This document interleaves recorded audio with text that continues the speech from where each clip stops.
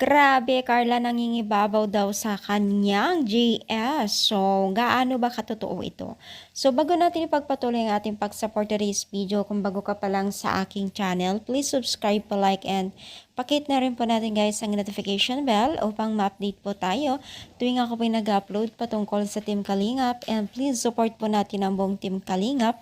Lalong-lalo na po kila Kalingap Rob, Kuya Bal, na patuloy po na nagbibigay ng katuwaan at kasiyahan po sa mga kabataan na nangangailangan ng tulong. So, alam niyo ba ga, itong si Carla ay usapan po ang pagiging JS farm nila. Yes, mga mima. So, nangingibabaw nga ba talaga itong si Carla sa kanilang JS? So, makikita po natin dito sa nakablo na ito ay di umano ay ito daw si Carla. So, gaano nga ba katotoo ito? Wala pa pong nakapagsabi ang katotohanan na itong si Carla na ito dahil marami pong nagpo-post ng ganito, no? Kung meron man, edi sana binalag na po nila Jomar at sila Kalingap Rob itong si Carla na sumasayaw sa GS Farm, no? So, sa ngayon po, wala naman po tayo nakita na totoong itong si Carla ay ito ang kanyang damit, no? So, kasing aura lang siguro itong si Carla ang kanyang itong larawan na ito, no?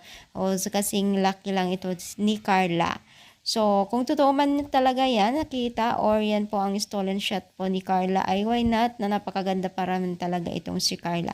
At 100% na talagang maganda itong si Carla at napakatalino pang bata, responsableng anak at napakagala.